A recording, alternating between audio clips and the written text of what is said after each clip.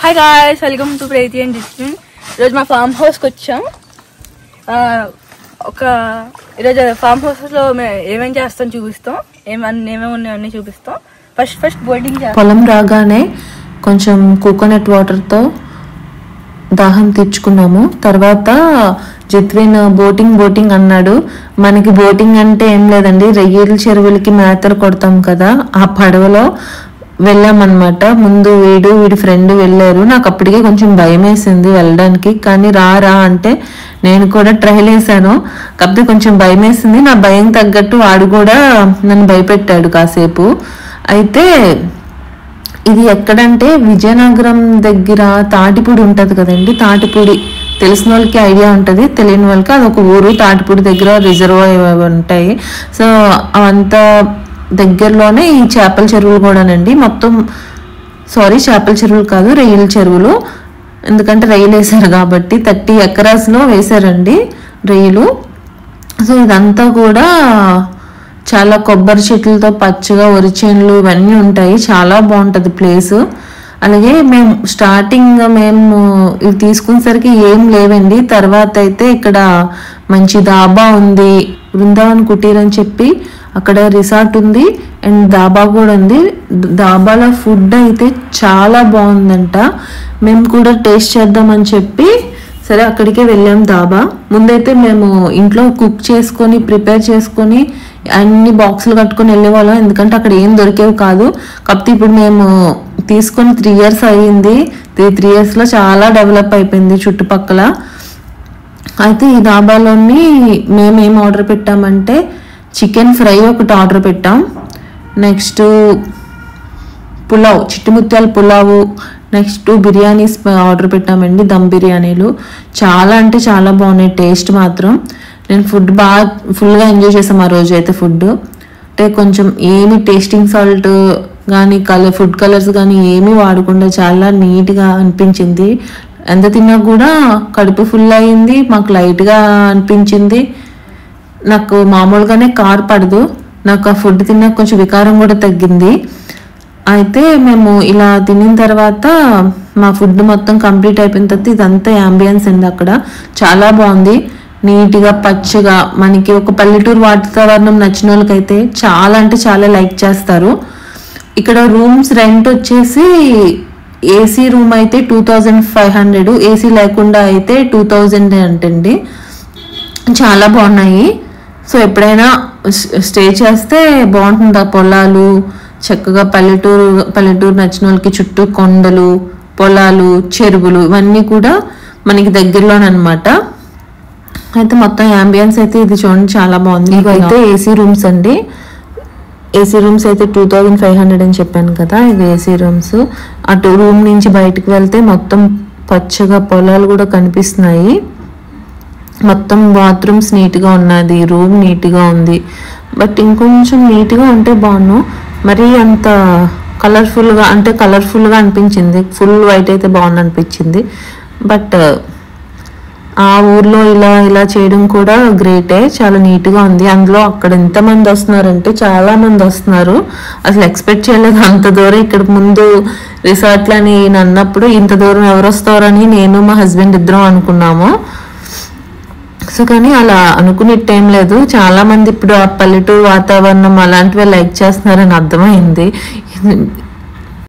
అయితే మేము ఇప్పుడు దాబా నుండి స్టార్ట్ అయిపోయామండి.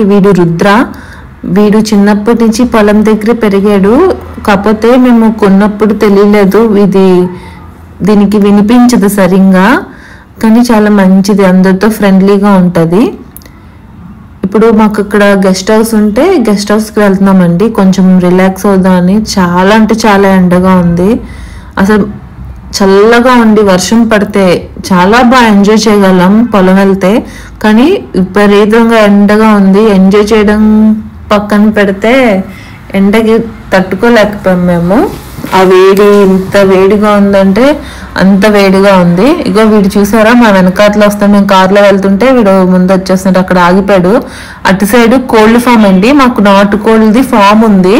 అది కూడా మీతో షేర్ చేస్తాను. ఇప్పుడైతే మనం గెస్ట్ హౌస్కి వెళ్తున్నాం కదా, అక్కడ వీడియో మీకు షేర్ చేస్తున్నాను. ఇప్పుడు అక్కడ గెస్ట్ హౌస్కి వెళ్ళిన తర్వాత ముందు ఆ గెస్ట్ హౌస్ ఎలా ఉంటుంది అనేది మీకు చూపిస్తాను.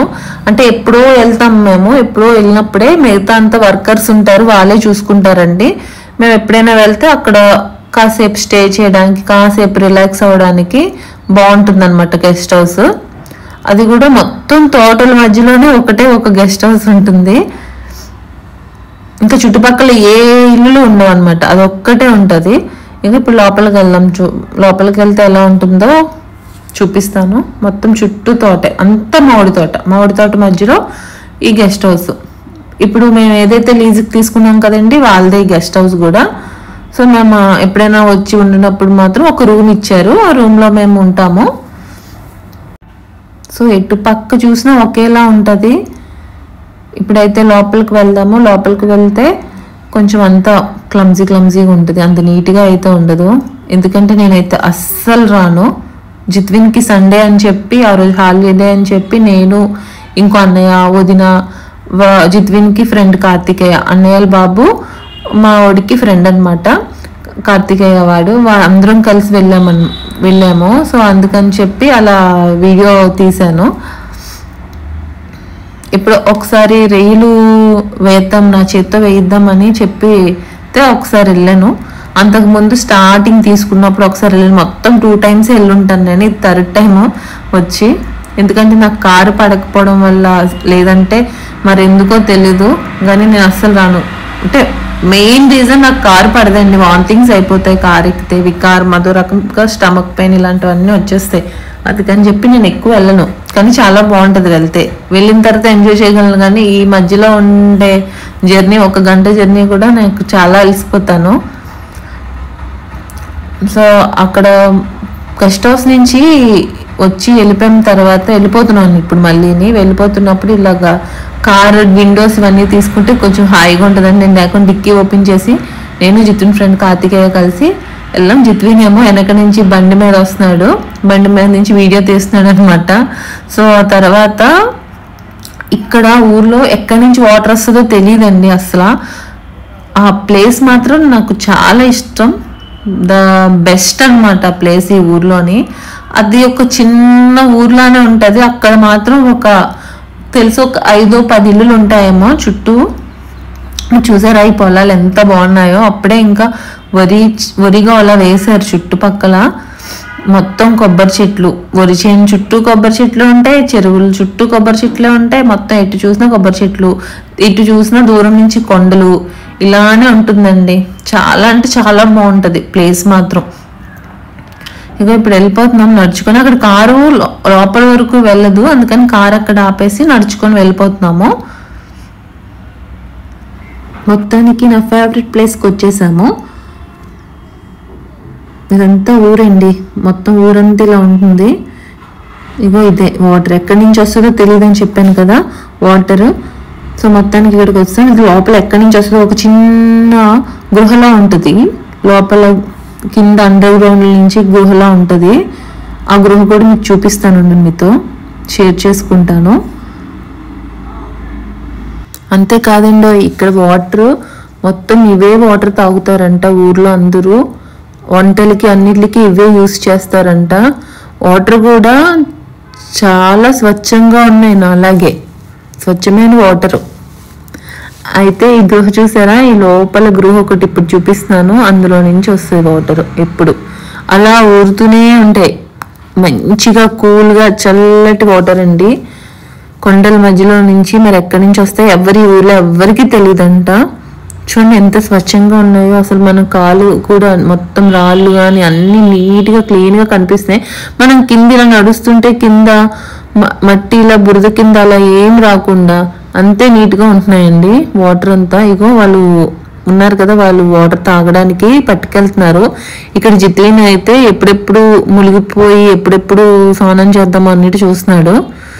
అందులో వాళ్ళ ఫాదర్ చెప్పారు, వాటర్లో తడిస్తే సన్నంగా అంటున్నానండి, వాటర్లో తడిస్తే కొంచెం తెల్లగా అయిపోతావు, తడిస్తే ట్యాన్ అంతా పోతుంది, మునిగిపో అంటే ముందే మునిగిపోతున్నాడు.